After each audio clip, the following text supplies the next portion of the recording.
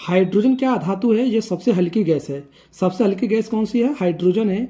यह और ज्वलनशील गैस होती है। ये जो हाइड्रोजन होती है ज्वलनशील गैस होती है। जबकि हीलियम की बात करें, हीलियम भी सबसे हल्की गैस है। हीलियम भी सबसे हल्की गैस है। हीलियम भी सबसे हल्की गैस है।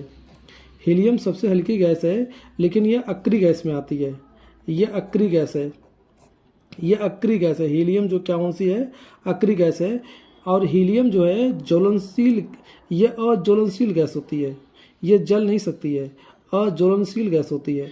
जबकि ज्वलनशील अगर गैस पूछा जाए सबसे हल्की गैस में तो हाइड्रोजन होगी, और अज्वलनशील गैस में हीलियम होगी। हीलियम की जो खोज करता है इनका नाम है लोकेयर। ये लोकेयर जो हैं, फ्रैंकलिन लोकेयर जो हैं हीलियम के खोज करता है, जो सबसे हल्की गैस है। हीलियम का प्रयोग जो होता है कहाँ पर करते हैं? एक क्वेश्चन बनता है, हीलियम प्रयोग कहाँ करते हैं? जो गोताखोर में या पनडुब्बी में जाने वाले व्यक्ति होते हैं, या जो दमा का मरीज होते हैं, उनको ऑक्सीजन के साथ हीलियम गैस दिया जाता है। ऑक्सीजन के साथ हीलियम गैस दिया जाता है। मौसम संबंधी जानकारी प्राप्त करने के लिए गुब्बारों में हीलियम गैस भरकर उड़ाया जाता है। हाइड्रोजन जो है सबसे हल्की गैस है। हाइड्रोजन खोजकर्ता कौन है? कोएंडिस है। लेकिन हाइड्रोजन के 3 समस्थानिक भी हैं, 1s1, 1s2, 1s3। हाइड्रोजन के 3 समस्थानिक है, प्रोटियम, ड्यूटेरियम, ट्राइटियम। यही से बनता है ड्यूटेरियम, बनता है D2O, ड्यूटेरियम ऑक्साइड है। इसको बोलते हैं भारी जल। भारी जल के जो खोज करता है इनका नाम है हेराल्ड क्लेटन उरे। इनका नाम है हेराल्ड क्लेटन उरे। हेराल्ड क्लेटन उरे जो हैं भारी जल के खोज करता हैं। ये ड्यूटेरियम ऑक्साइड है। ड्यूटेरियम ऑक्साइड का प्रयोग कहाँ किया जाता है? पूछा जाता है तो नाभिकीय रिएक्टरों में न्यूट्रॉनों की गति को कम करने के लिए, नाभिकीय रिएक्टरों में न्यूट्रॉनों की गति को कम करने के लिए हम ड्यूटेरियम ऑक्साइड का प्रयोग करते हैं। अगर ऑप्शन में ड्यूटेरियम ऑक्साइड नहीं दिया गया है तब लगाते हैं BeO, बेरिलियम ऑक्साइड का प्रयोग करते हैं। तो न्यूट्रॉनों गति को धीमा करने के लिए भारी जल ड्यूटेरियम ऑक्साइड का प्रयोग करते हैं। D2O, इसको बोलते हैं भारी जल। इसके खोज करता है हेराल्ड क्लेटन उरे हैं। हेराल्ड क्लेटन उरे जो हैं इसके खोज करता है। न्यूट्रॉनों गति को कम करने के लिए प्रयोग किया जाता है। अगर ऑप्शन में नहीं दिया गया है तो लगा देंगे बेरिलियम ऑक्साइड है। बेरिलियम ऑक्साइड का प्रयोग कर सकते हैं। हाइड्रोजन क्या है कि इसको रॉकेट में प्रयोग किया जाता है। हाइड्रोजन प्रयोग किया जाता है रॉकेट में। रॉकेट में हाइड्रोजन गैस का प्रयोग किया जाता है। हाइड्रोजन जो होता है, जो हाइड्रोजन गैस है ना, यह सबसे हल्की गैस है और इसका ऊष्मी मान सबसे अधिक होता है। इसका ऊष्मी मान होता है 1,50,000। 1,50,000 ऊष्मी मान होता है। और रॉकेट प्रणोदन में, यानी कि रॉकेट में जो सबसे उच्च ऊष्मी वाला मान जो वाला होता है, हीट वैल्यू जिसकी अधिक होती है, सबसे अधिक हीट वैल्यू वाला हो जाता है 1,50,000 होता है, हाइड्रोजन का होता है। इसलिए रॉकेट में हाइड्रोजन गैस का प्रयोग किया जाता है।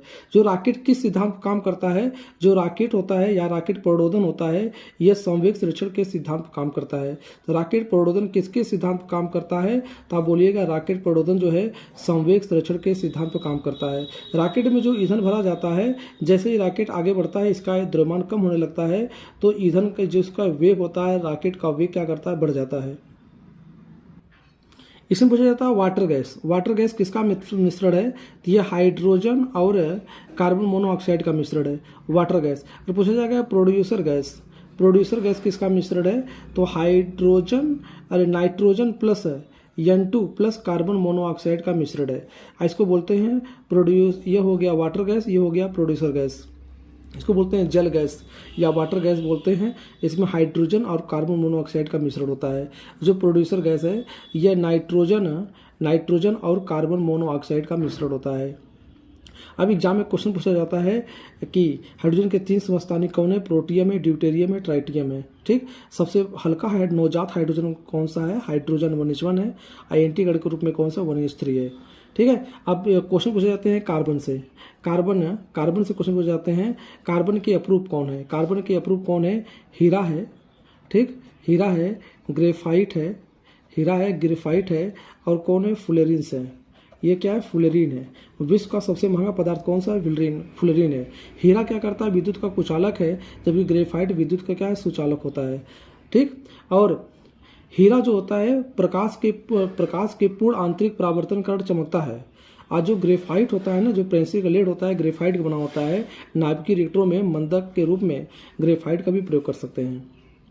ये फुलरिन क्या होता है? विश्व का सबसे महंगा पदार्थ होता है, फुलरिन होता है। ये कार्बन कार्बन में जो कोयला आता है, कोयला 4 प्रकार का होता है, ठीक। सबसे अच्छा कोयला जो माना जाता है उसका नाम है एंथ्रासाइट कोयला है। एंथ्रासाइट कोयला होता है जिसमें कार्बन की मात्रा सबसे अधिक होती है। एंथ्रासाइट कोयला जो होता है सबसे अच्छा कोयला होता है, और जो इसका पीट कोयला होता है सबसे लो क्वालिटी का कोयला होता है। सबसे अच्छा कोयला कौन सा होता है? पीट कोयला होता है, अरे एंथ्रासाइट कोयला होता है जिसमें कार्बन की मात्रा सबसे अधिक होती है, जिसमें कार्बन की मात्रा सबसे अधिक होती है, यानी 86% से अधिक होती है। अब देखिए, अब पूछा जाता है क्वेश्चन है कार्बन का प्रयोग है। कार्बन हम का प्रयोग कहाँ होता है? जैसे हम ईंधन के रूप में इसका प्रयोग करते हैं, ठीक है। इसी में गैस है carbon dioxide gas, CO2 gas. CO2 gas का प्रयोग कहाँ करते हैं? बर्फ जमाने के लिए प्रयोग करते हैं। जो रोटी बनाते हैं, रोटी फूल जाती है, उसमें कौन सी गैस आती है? कार्बन डाइऑक्साइड गैस आ जाती है। अग्निशमन यंत्र में, जो आग बुझाने के लिए अग्निशमन यंत्र होता है, आग बुझाने के लिए अग्निशमन यंत्रों में हम प्रयोग करते हैं कार्बन डाइऑक्साइड गैस का प्रयोग करते हैं। एक होता है कार्बन मोनोऑक्साइड है, ये कार्बन मोनोऑक्साइड प्रयोग करते हैं, वायु प्रदूषक गैस है। वायु प्रदूषक गैस कौन कौन सी है? कार्बन मोनोऑक्साइड है और सल्फर डाइऑक्साइड है और स्मोक है। तो वायु की प्रदूषक गैसें कौन सी हैं? कार्बन मोनोऑक्साइड, सल्फर डाइऑक्साइड और स्मोक है। स्मोक है, ये सब क्या है? वायु प्रदूषक गैसें हैं जो वायु को प्रदूषित कर रही हैं। अब क्वेश्चन आता है नाइट्रोजन से। एक क्वेश्चन पूछा जाता है नाइट्रोजन से, कुछ क्वेश्चन नाइट्रोजन से भी बन जाते हैं। नाइट्रोजन से क्या क्वेश्चन बनने के चांस बन सकते हैं? जो नाइट्रोजन, वायुमंडल में नाइट्रोजन की प्रतिशत मात्रा कितनी होती है? 78% होती है। और पूछा जाए यूरिया में, NH2 CONH2 NH2 CONH2, urea में जो नाइट्रोजन की प्रतिशत मात्रा कितनी पाई जाती है? ये पाई जाती है 46%। यानी पेड़ पौधों को नाइट्रोजन किस रूप में मिलता है? तो आप बताइए, नाइट्रेट के रूप में मिलता है। पेड़ पौधों को नाइट्रोजन जो है नाइट्रेट में मिलता है। इसलिए हम क्या करते हैं? अरहर की खेती करते हैं। अरहर की जो खेती करते हैं इसलिए उनकी जो अरहर की जो जड़ें होती हैं, जड़ों की गांठों में, जो जड़ों की गांठों में राइजोबियम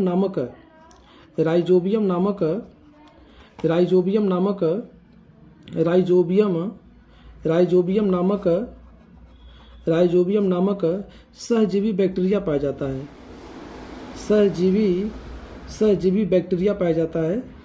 सहजीवी बैक्टीरिया पाया जाता है जो नाइट्रोजन को बनाए रखता है, यानी नाइट्रोजन को स्थिर रखता है। इसलिए अरहर की खेती करते हैं तो उसकी जड़ों में जो गांठें होती हैं, गांठों में राइजोबियम नामक सहजीवी बैक्टीरिया पाया जाता है जो नाइट्रोजन को बनाए रखता है, ठीक ना। अब देखिए, क्या एक होता है नाइट्रोजन की प्रतिशत मात्रा कितनी? 78% है वायुमंडल में नाइट्रोजन। और आयतन के दृष्टि से अगर देखा जाए तो 78% क्या है? नाइट्रोजन है, 78% है। यूरिया में नाइट्रोजन की प्रतिशत मात्रा जो 40% है। और पेड़ पौधों को नाइट्रोजन किस रूप में मिलते हैं? नाइट्रेट रूप में प्राप्त होते हैं। जो यूरिया की सबसे पहले खोजकर्ता किसने किया था? जो यूरिया की खोजकर्ता किसने किया था? सबसे पहले खोज किसने किया था? इनका नाम है फेडरिक होलर। ये प्रयोगशाला में प्रयोग किया गया जो पहला कंपाउंड है, प्रयोगशाला में खोज किया गया पहला कंपाउंड कौन सा है? यूरिया है। एक ऐसा कार्बनिक यौगिक है जिसमें 46% क्या होते हैं? नाइट्रोजन होते हैं, जो पेड़ पौधों को नाइट्रेट रूप में प्राप्त होते हैं। क्वेश्चन बन सकते हैं कि फास्फोरस से, ये फास्फोरस भी क्या है? एक प्रकार का अधातु है, फास्फोरस भी। इसमें पूछा जाता है कि लाल फास्फोरस, ये जो लाल फास्फोरस होते हैं, ये पूछा जाता है फास्फोरस, जिसमें आता है लाल फास्फोरस का अप्रूव जो है लाल फास्फोरस है। ये लाल फास्फोरस क्या होता है? जहरीला नहीं होता है। ये जो लाल फास्फोरस है ये जहरीला नहीं होता है। लाल फास्फोरस का प्रयोग कहाँ करते हैं? अब पूछा जाता है लाल फास्फोरस का प्रयोग कहाँ करते हैं? दिया सलाई में, यानी कि दिया सलाई में लाल फास्फोरस का प्रयोग किया जाता है।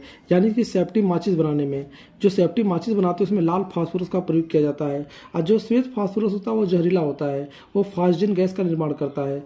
ये जो श्वेत फास्फोरस होता है ये क्या करता है? फास्जिन गैस बनाता है। यानी कि इसे अगर रोशनी में रख दिया जाए, सूर्य के प्रकाश में रख दिया जाए तो ये इसका रंग पीला हो जाएगा।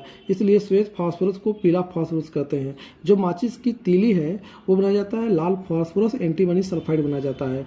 लाल फास्फोरस और एंटीमनी सल्फाइड बनाया जाता है। जो दिया सलाई की डिबिया होती है, उस डिबिया जो लेप किया जाता है वह लाल फास्फोरस का किया जाता है। ये फास्फोरस के अप्रूप है लाल फास्फोरस और श्वेत फास्फोरस है, ठीक है। अब यहाँ से क्वेश्चन पूछा जाता है एग्जाम में कि क्लोरीन से क्वेश्चन पूछा जाता है क्लोरीन, यानी कि जल को शुद्ध करने के लिए हम किसका प्रयोग करते हैं, जल के शुद्धिकरण के लिए, जल को शुद्ध करने के लिए हम क्लोरीन का प्रयोग करते हैं, जल को शुद्ध करने के लिए हम क्लोरीन का प्रयोग करते हैं। अभी क्वेश्चन हो गया जल को शुद्ध करने के लिए किसका प्रयोग करते हैं, क्लोरीन का प्रयोग करते हैं। अगर सल्फर की बात करें, सल्फर से क्वेश्चन पूछा जाता है, सल्फर को क्या कहा जाता है, सल्फर को गंधक कहा जाता है। एक कंपाउंड सल्फर भी क्या अधातु है, सल्फर क्या धातु है, सल्फर को गंधक कहा जाता है। ठीक, यानी जो रबड़ होता है, रबड़ को कठोर बनाने के लिए, जो रबड़ होते हैं रबड़ को कठोर बनाने के लिए उसमें सल्फर मिलाया जाता है। इस क्रिया करते हैं, जब रबड़ को कठोर करने के लिए इसमें सल्फर मिलाया जाएगा, इस क्रिया को हम क्या कहते हैं, इसको बोलते हैं वल्केनाइजेशन, यानी कि वल्कनीकरण कहते हैं। क्या बोलते हैं, वल्कनीकरण कहते हैं। कब, यानी कि जब सल्फर इसमें मिला दिया जाएगा तो कठोर बन जाता है। रबड़ कठोर बनाने के लिए इसमें सल्फर मिलाया जाता है। ठीक, और जो हमारी अक्रिय गैस होती हैं, जो हमारी अक्रिय गैस कौन सी हैं, अक्रिय गैस कौन सी हैं, तो हम बोल सकते हैं कि हीलियम है, नियान है, आर्गन है, क्रिप्टान है, जिनान है, रेडान है। ये हमारी 6 अक्रिय गैस हैं। ये वायुमंडल में कौन सी गैस नहीं पाई जाती है, रेडान गैस नहीं पाई जाती है। सबसे अधिक मात्रा में अगर वायुमंडल में अगर पाई जाती है तो आर्गन पाई जाती है।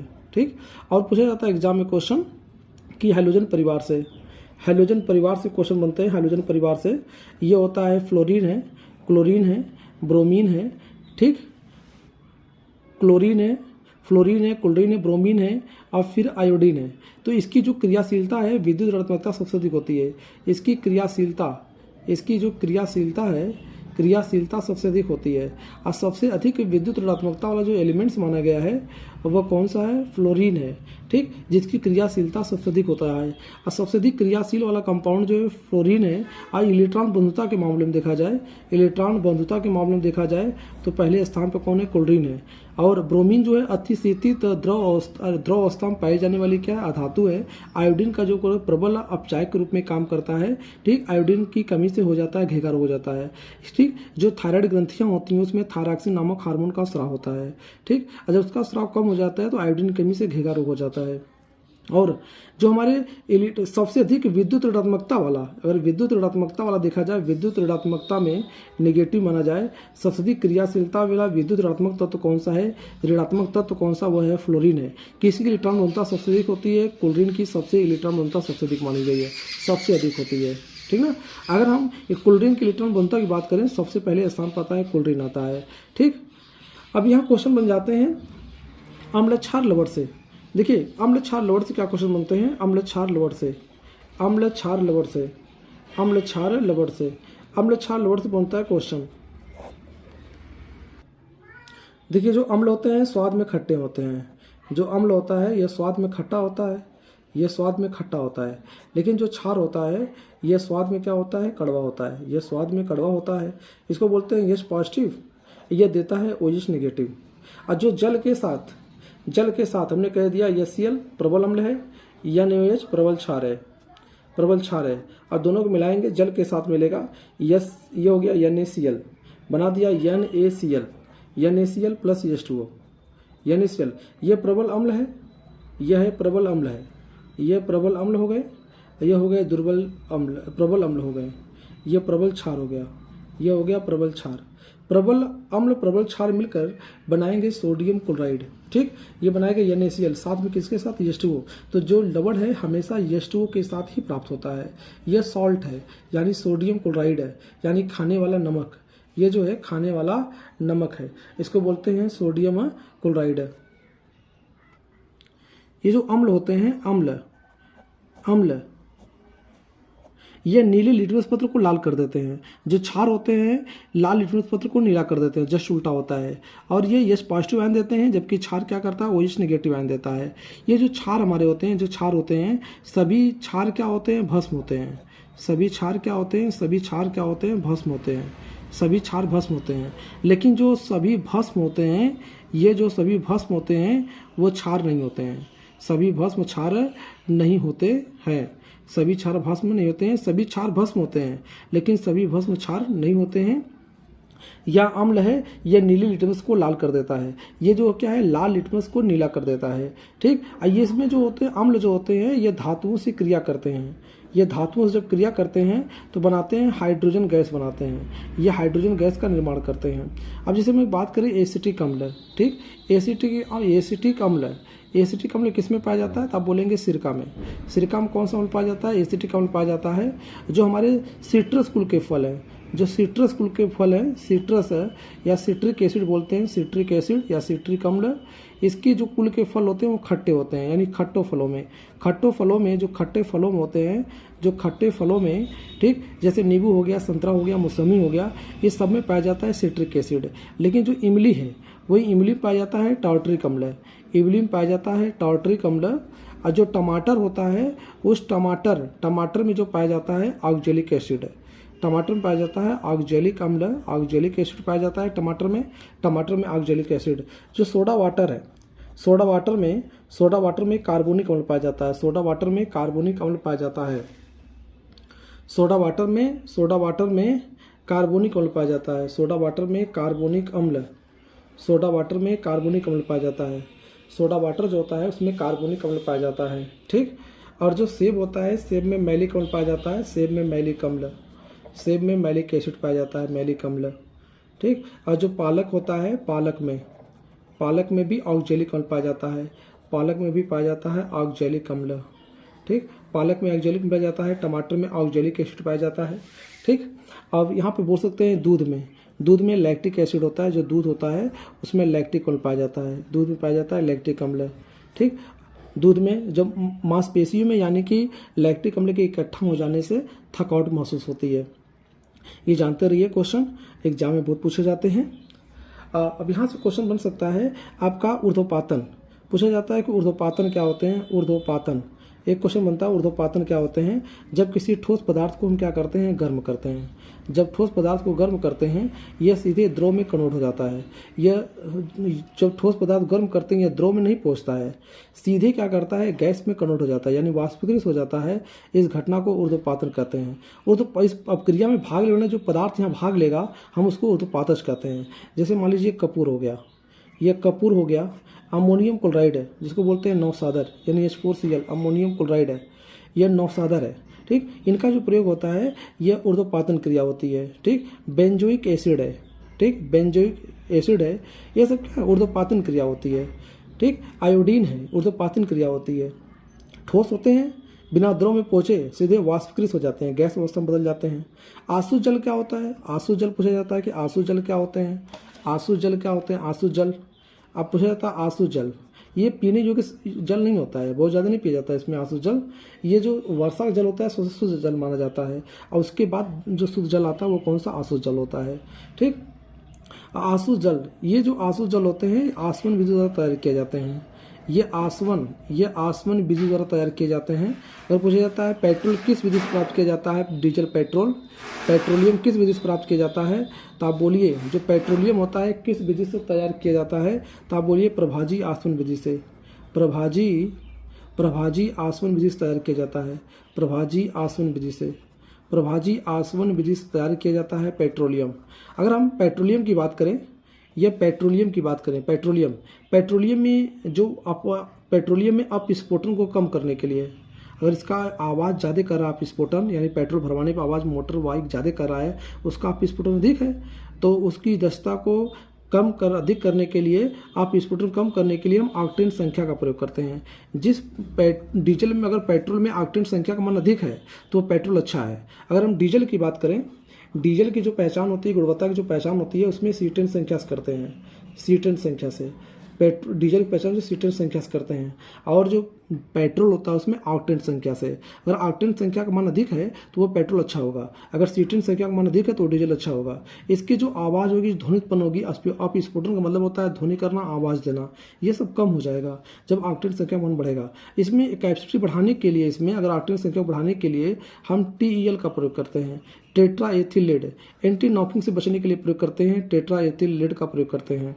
अब जो बताइए हमारा जो गैस सिलेंडर होता है, जो LPG है, LPG में गैस की रिसाव का पता लगाने के लिए एथिल मर्केटन करते हैं या मिथाइल मर्केटन का प्रयोग कर सकते हैं। एलपीजी में गैस की रिसाव का पता लगाने के लिए दुर्गंध युक्त पदार्थ का प्रयोग करते हैं। एलपीजी में कौन सी गैस भरी जाती है, यानी कि प्रोपेन और ब्यूटेन का इसका मिश्रण होता है। प्रोपेन और ब्यूटेन गैस का मिश्रण होता है। बात किया जाए सीएनजी गैस की, सीएनजी जो सीएनजी को कंप्रेस्ड नेचुरल गैस, इसमें क्या होता है 90% जो होती है मेथेन गैस होती है। जो बायोगैस होता है मेथेन गैस होती है, CH4 मेथेन गैस होती है, जिसको बोलते हैं बायोगैस जो होता है बायोगैस। बायोगैस में जो बायोगैस जो होता है उसमें 65% क्या होती हैं मेथेन गैस होती हैं, ये मेथेन गैस होती है। इसको बायोगैस यानी कि सीवी देसाई ने सबसे पहले पंजाब में ठीक एक संयंत्र का निर्माण किया जिसमें बायोगैस के ईंधन के रूप में प्रयोग किया गया। सीएनजी में 90% मेथेन गैस होती है, मोटर वाहनों पर प्रयोग किया जाता है। बायोगैस में 65% होती है मेथेन गैस होती है। ये पूछा जाता है जो अम्लीय वर्षा क्या होती है, अम्लीय वर्षा क्या होती है। अम्लीय वर्षा के मुख्य कारक कौन है, तो आप कह सकते हैं गैसों में अगर पूछा जाए तो यह है सल्फर डाइऑक्साइड, सल्फर डाइऑक्साइड है, और नाइट्रोजन डाइऑक्साइड है, नाइट्रस ऑक्साइड है, N2O जो है सल्फर डाइऑक्साइड N2O इसके जिम्मेदार है। ठीक, इसके जो कंपाउंड प्रभावित करते हैं वो कौन सा HNO3 है और H2SO4 है। H2SO4 सल्फ्यूरिक अम्ल है। ये क्या करते हैं, इसको प्रभावित करने वाले क्या हैं कारक हैं। अम्लीय वर्षा जब जल के पीएच का मान, जब इसका जो पीएच मान होता है, जल का जो पीएच मान है वो 5.5 हो जाए, 5.5 हो जाए तो उसको बोलते हैं अम्लीय वर्षा।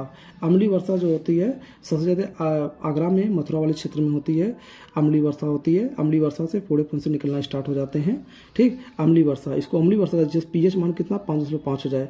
अभी बात करें दूध का, दूध का जो पीएच मान कितना होता है, यह दूध का पीएच मान 6.4 होता है या 6.2 भी कह सकते हैं। ठीक, जो ब्लड होता है रक्त है, रक्त का पीएच मान जो होता है 7.4 होता है। ठीक, और जो समुद्र का जल होता है, समुद्र का जल का पीएच मान 8.4 से लेके 8.5 तक होता है। ठीक, और हम बोल सकते हैं कि सबसे अधिक पीएच मान जो होता है NaOH का होता है, कास्टिक सोडा। NaOH का पीएच मान जो होता है 14 होता है। NaOH का पीएच मान जो होता है 14 होता है। रक्त का पीएच मान 7.4 होता है। दूध का पीएच मान 6.2 भी 6.4 भी लिख सकते हैं। समुद्री जल का पीएच मान 8.4 से 8.5 तक होता है। ठीक है, और यहाँ पूछा जाता है, क्वेश्चन है कि रेशा के बारे में पूछा जाता है, नायलॉन के बारे में पूछा जाता है। रेशा यानी कि नायलॉन के बारे में पूछा जाता है। नायलॉन क्या होते हैं, नायलॉन क्या होते हैं, ये पॉलिएस्टर क्या होते हैं। ठीक, तो इसके बारे में भी क्वेश्चन पूछा जाता है। फिर क्वेश्चन पूछे जाते हैं कोलाइड से। कोलाइड क्या होता है, निलंबन क्या होते हैं। कोलाइड है, कोलाइड जो आकार में बहुत छोटे होते हैं, जैसे ब्लड में क्या छोटे छोटे क्या एक कोलाइडी कण हैं जो हमें स्पष्ट आंखों से दिखाई नहीं देते हैं, नग्न आंखों से दिखाई नहीं देते हैं। जैसे रक्त किस प्रकार का कोलाइडी है, रक्त हो गया, ये दूध हो गया, टूथपेस्ट हो गया ये। ठीक, और इसके बाद स्याही हो गया, जैम है, जेली है। ठीक, ये सब क्या है, इसमें क्या एक प्रकार के क्या है कोलाइड है। एक बार के रक्त कैसा कोलाइड होता है, ये ऋणात्मक कोलाइड है, ऋणात्मक विषमांगी कोलाइड है। ये ऋणात्मक विषमांगी कोलाइड है। ऋणात्मक विषमांगी कोलाइड कौन सा है, यानी कि ब्लड है। और जो दूध एक प्रकार का पायसीकरण होता है, इसमें पायसीकरण होता है, पायसे होता है, इसमें पायस होता है। दूध एक प्रकार क्या है, पायस है। दूध क्या है, पायस होता है। ठीक, कोलाइडी के आकार इतने छोटे होते हैं जो नग्न आंखों से दिखाई हमें देते नहीं हैं। जबकि निलंबन की बात किया जाए, निलंबन के कण क्या होते हैं, आकार में बड़े होते हैं जो हमें दिखाई देते हैं। जैसे मान लीजिए मिट्टी हो गया, मिट्टी और जल हो गए, मिट्टी और जल में। ठीक, तो मिट्टी क्या करेंगे, हमें दिखाई देंगे, तो इसका मतलब क्या है, निलंबन कण हो गए हैं। कोलाइड में ऐसे कण होते हैं जो हमें नग्न आंखों से दिखाई नहीं देते हैं, उसे बोलते हैं क्या है कि कोलाइडी कण है। तो ये हो गया कोलाइडी जो है, कोलाइडी क्या होते हैं, नग्न आंखों से दिखाई नहीं देते हैं, जबकि निलंबन के कण जो होते हैं नग्न आंखों से दिखाई देते हैं। मिट्टी और जल में, मिट्टी जो होते हैं कण दिखाई देंगे जल में, तो निलंबन कण हो गए। और दूध में, रक्त में, स्याही में, जैम, जेली में, ये सब क्या होते हैं, कोलाइडी कण होते हैं जो नग्न आंखों से दिखाई नहीं देते हैं। जो रक्त है ऋणात्मक विषमांगी कोलाइड है, और दूध क्या होता है, पायस है, एक प्रकार क्या है, पायस होता है। अब पूछा जाता है उपधातु में कौन होते हैं, उपधातु कौन, उपधातु कितने हैं, 7 है। उपधातुओं की संख्या कितनी है, 7 है। उपधातु कितने हैं, 7 हैं, जिसमें सबसे ज़्यादा इंपॉर्टेंट पूछा जाता है जर्मेनियम। जर्मेनियम क्या है? एक प्रकार का रेडियो ट्रांजिस्टर में जर्मेनियम अर्धचालक का प्रयोग किया जाता है। ये सेमीकंडक्टर है। सेमीकंडक्टर जर्मेनियम भी है, सिलिकॉन भी है। सिलिकॉन SI, सिलिकॉन, ये जर्मेनियम क्या हो गया Ga। सिलिकॉन क्या है? अर्धचालक है। ठीक, इसका प्रयोग करते हैं कहाँ है? सोलर पैनल में प्रयोग करते हैं। सोलर जो होता है उसमें सिलिकॉन का प्रयोग करते हैं। मोबाइल जो चिप है मेमोरी होता है उसमें सिलिकॉन का ही प्रयोग करते हैं। ये सेमी कंडक्टर होते हैं, इसमें धारा प्रवाहित नहीं कर सकते हैं।